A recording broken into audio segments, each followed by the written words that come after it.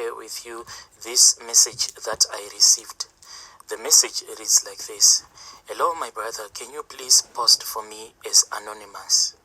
In short, my story goes like this, my brother. I sleep inside a grave. This grave, I dug it up and I built it at my house. At my house, I have my own personal office. So this grave, I built it up inside that office. If you were to enter my office, you won't even notice that in this office there is a grave. Because the contractors that came to build this grave, they didn't even know what they were building. After they had finished building that grave, I then bought a coffin. Then I had to put that coffin inside that grave. What I did is that I made sure that the contractors then camouflaged that grave with tiles, so that if someone enters my office, they won't even realize that there is a grave in there. So those tiles, one of the tiles, it is a handle. If you pull that handle, then you will be able to move the other tiles. Then you will see the handle that will lead you into that grave. Each and every night, I have to go down and I sleep in that coffin. I have been doing this, my brother, for the past 5 years. My brother Nashi, if you were to see me driving my beautiful cars, you won't even think that this is what I do. I stay in a beautiful house. I drive nice cars. But you won't even notice that I don't have peace, because each and every night I go inside that grave and I sleep in that coffin. I have been doing this ritual for the past 5 years. My brother, this money-making ritual that I do does not allow me to have a wife, to get married, or even to have a child. I don't have a wife and I don't have a child, but I have so many girlfriends. If I count them, it's somewhere around 15 women that I am dating. What happened to me, my brother, is that I have so many friends. Most of them, they are very rich. So amongst my friends, there was this other guy who told me that he had gone to Ghana, and there in Ghana, he met this ritualist. After that, he introduced that ritualist to us. After I had been introduced to this ritualist, then I made some preparations. I had to travel to Ghana to see this ritualist. When I went there, I was given some herbs which I was supposed to use so that I can make money in the business that I was involved in. My brother, I was given a walking stick. So this walking stick that I was given in Ghana, it can transform, it can change into any animal that I command it to be at that time. It depends with the situation. For an example, if I want some money and I want the money that will be in a certain bank, what I do is that I go to that bank, then I will send that walking stick that was given to me whilst I was in Ghana. Then that walking stick will transform and it will become a rat. Then it will go into that bank. It will take whatever amount of money that I want at that time. Whilst I was still in Ghana, I was given so many herbs. And I was also given a chicken. It was a black chicken. I was told that when I had arrived back in my country, I was supposed to take that black chicken, travel back to the village from where I come from, climb up the mountain. Then I was supposed to leave that black chicken in that mountain. When I returned back to my country, that is exactly what I did. I left that black chicken in the mountains. My brother Nashi, there were some rules also that were given to me whilst I was back in Ghana. And I was told that no matter what, I had to follow these rules. They told me that upon my arrival back in my country, I was supposed to sacrifice my only sister because she was the only sister that we had in our family. So with all the herbs, with my walking stick and that black chicken, I traveled back to my country. And when I had arrived in my country, there were some rules that were given to me whilst I was still back in Ghana. There is a command that had been given to me, and I was told that no matter what, as soon as I had arrived back in my country, I had to follow this command that had been given to me. I was told that I had to sacrifice my only sister. This sister of mine, she was the only one that we had in our family. We had no other sister. That is why she was chosen as a sacrifice. So upon my arrival, that was the first thing that I did. I sacrificed my sister. After I had done this, I was told that after we had buried my sister, I was supposed to wait for some days. Then I was supposed to sleep on top of her grave for 7 days. I did this each and every day for 7 days. I would go back to my sister's grave, then I'll sleep on top of that grave. On the 7th day, when I returned back home, I saw that there was a lot of money in my room. I took that money, then I went and I bought this current house that I am staying in. So when I bought this house, I was told that I had to renovate this house so that I can make space for the place that I wanted to dig up and build up this grave. So I chose one room that it will become my office, my own private space. Then I hired those contractors, but when I hired them, they didn't have any idea what they were building. It was only me who knew that this was a grave. So this grave that is inside my office, the way that it is designed, there is a coffin at the bottom.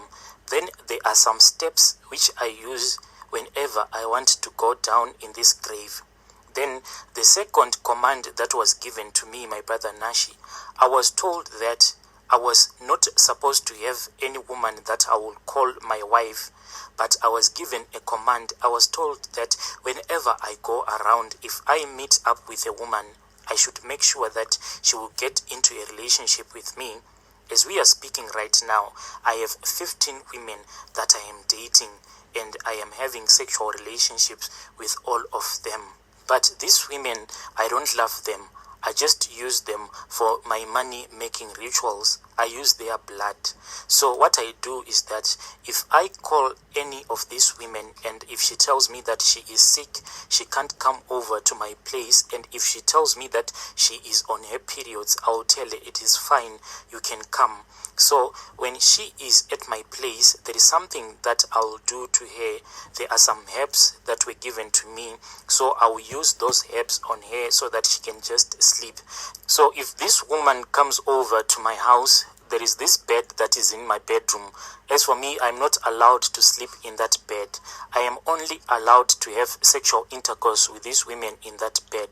So if this woman comes over to my house and she is on her periods, there are some herbs that were given to me that I am supposed to use on that woman. Then I will collect her blood and I will put it somewhere. When I see that the blood is enough, I will travel back to the village where I come from. Then I will go on my sister's grave. Then I will sprinkle some of that menstrual blood on top of my sister's grave. That is how I perform these rituals.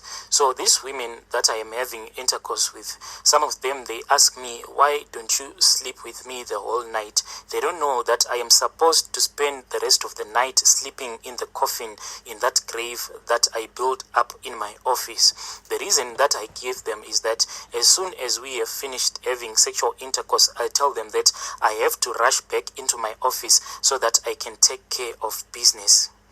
The rules that were given to me is that by 12 midnight, I should be inside that grave.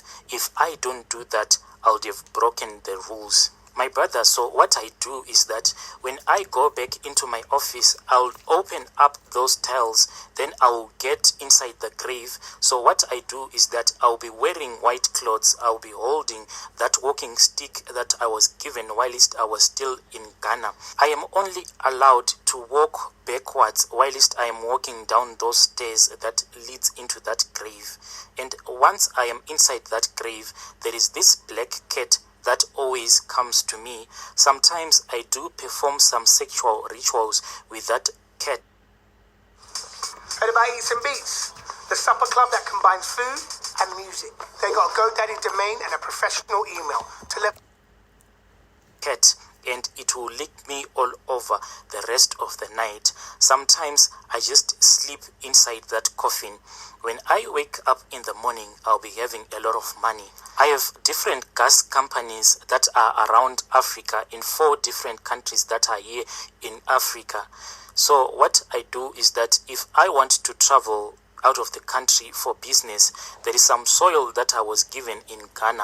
I was told that if there is a situation whereby I cannot sleep inside that grave, when I am traveling, I am supposed to take that soil so that I can put it in my pockets. If I am wearing a suit, when I arrive in that country, if I am sleeping in a hotel, wherever I'll be sleeping, I am not supposed to take off that suit. I'll just get into bed wearing that suit. That is exactly how that ritual is supposed to be performed. I can fly out of my country, go to another country, maybe for weeks, maybe for days, but I am not supposed to change the clothes that I'll be wearing until I return back to my country. What pains me the most is that I did this because I wanted to take care of my mother. My brother, it gives me such big pain when I think about my mother. Because as we speak right now, my mother is just staying in the villages. I can't even build a proper house for her because I am not allowed to. When I went to Ghana to get this money through these money-making rituals, I thought that my mother was going to be happy. I thought that finally I'll be able to take good care of my mother. But the rules are that my mother is not supposed to enjoy life. She is not supposed to enjoy my money. So if I see that now my mother is suffering too much, what I am allowed to do is that I can give one of my friends my own bank card. Then we can go shopping. Then that friend of mine will be the one who will buy all the groceries for my mother. I am not supposed to touch any of those groceries. He will be responsible for loading those groceries in my car. Then I will travel with him back into my village. Then he will take out all of those groceries and hand them over to my mother. As for me, I am not allowed to touch anything that will be given to my mother. My brother, this is so painful for me. The house that I am staying, I have a snake that I stay with. I have some cats that I stay with. Those are my children. These things, I stay with them in my bedroom. When I did these money-making rituals, I never thought that this was what was going to happen to me. I don't have peace at all. I can't even enjoy this money that I have. I have so much money in the house, but what is the benefit of it all? I live in a big house, but each and every night I sleep inside a grave. Brothers and sisters, I will let you become the judge and the jury to my case. Is it not that a grave is dug up for the person who has died? But as for me, each and every night, I have to walk down those steps and get inside that coffin and sleep inside that grave. I am tired of this life. I am alive, but inside I am dead. If I am driving my beautiful car, and if I see that there is a street kid that will be walking down the street, I'll say to myself, God has blessed that poor man. At least he is free. He has freedom of choice. As for me, I don't have. Because if I choose not to sleep in that grave, that will be the end of my life. If I disobey the rules that were given to me whilst I was still in Ghana, everything that I own will disappear. All the businesses, all the cars, all the money that I have. This comfortable life that I am living will simply disappear. But my brother, I am tired. The reason why I am tired of this life, it is because I have tasted death. Each and every night I taste death, but yet I am still alive. It is not easy for me to sleep inside a grave each and every night. I am tired. Each and every night I take my white clothes, then I wear them. I take my walking stick. I walk to my office, open those tiles, and I walk backwards down those steps and I climb into my coffin. It is not easy, my brother. It is not easy for me. Dear listeners, right there was a message.